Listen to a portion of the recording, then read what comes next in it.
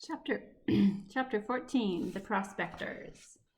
When Jack awoke the next morning, he threw off his blanket and rushed outside to see if their burro was still there. It was, tied to a stake outside the tent. "Good morning, Stubb," Jack smiled. Stubb was a veteran of the gold diggings.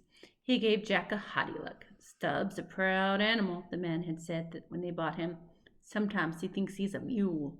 The burro's head seemed almost as large as his hindquarters and was dark, and his dark ears stood up like the wings of a hawk. Jack liked him. "We're going to be friends," he said. "Yes, sir." He untied the burro and threw a leg over his back. Stubb kicked out of his hind legs. His tail flew, and Jack hit the dirt. The burro turned his thick neck and peered at Jack with disdain. Jack was so surprised he just sat there. "That wasn't very friendly," said Jack. Pitchpine Billy, standing in the opening of his dusty tent, roared out laughing. "You heard what the man said, Jamoka Jack. He said that mountain canary thinks he's a mule." Jack brushed himself off. "All I wanted was to ride him." Pitchpine Billy pulled a red bandana out of his pocket and came over. "The mules in these hills is still half wild." He tied the handkerchief around Stubb's eyes. "They don't take kindly to being pack animals. You blindfold 'em first, and they'll stand still." Praiseworthy came out of the tent and stretched and sat on a stump to watch. Daylight was filtering through the trees, and the morning had a fresh, piney smell. Jack walked around the burro, sizing him up. Then he spit in his hands, threw a leg over Stubb's back, and held on. "Ready?" said Pitchpine Billy. "Ready," said Jack. Pitchpine Billy pulled off the bandana. Jack braced himself. Stubb stood for a moment, as if trying to make up his mind whether to act like a mule or a burro.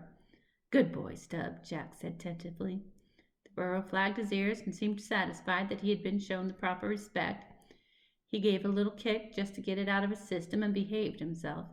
Jack walked him up and down and back until breakfast was ready and slipped to the ground. "We got ourselves a good burro," he said to Praiseworthy. Stubb gave a kick as if in protest. "Mule, I mean," Jack corrected himself. After breakfast, they struck the tent, blindfolded Stubb, and cinched the wooden pack saddle onto his back. They loaded up their grub and supplies, slipped their pick and shovel through the pack ropes, and were ready to leave. Jimmy from town came over with Buffalo John, both still wearing their neckties from the night before. Pitchpine Billy gazed out over the diggings. "Hangtown just won't be the same with the lady in it." "Goodbye, gents," Praiseworthy said. "I've a good mind to leave with you," scowled Pitchpine Billy. Other miners came over, and it took 5 minutes to get their goodbyes said. "We'll be looking for you come back the middle of next month," said Buffalo John. "You and the Mountain Ox." "I'll be here," Praiseworthy said, taking the blindfold off Stubb's face.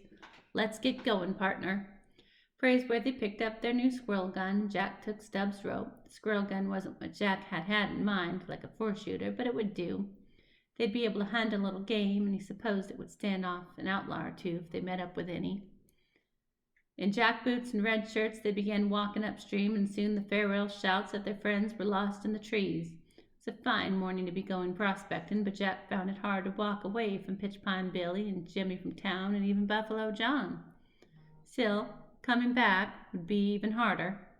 "Maybe the Mountain Ox isn't as big and terrible as they say he is," Jack murmured. "Worse, no doubt," said Praiseworthy. He sounded positively light-hearted. "Are you really going to come back and fight him? I gave my word, didn't I? Bare knuckle?" "Absolutely." Praiseworthy was not pleased that he had won his name and reputation because he had swung on a road agent with a weighted club. Jack kept a grip on Stubb's rope, and the animal followed with a clanging of drinking cups, coffee pot, gold pans, and empty tin cans. Jack had a sudden vision of his partner lying in the dust of the street, beaten and humiliated. "Most of the miners are betting on the Mountain Ox," he muttered.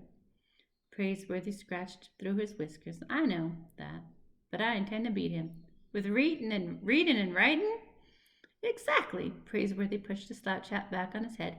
"Miss Arabella once asked me to destroy a book she found in your grandfather's library. If I remember correctly, it was called The Gentleman's Book of Boxing, or The Fine Art of Fisticuffs, explained and illustrated. She was afraid it might fall into your hands, I suppose. I don't mind telling you that I didn't destroy it. I read it. I devoured it. Fascinating. I believe I could recite whole pages to you. Now it stands to reason that the Mountain Ox has never read a book in his life. He's no doubt a mere brawler.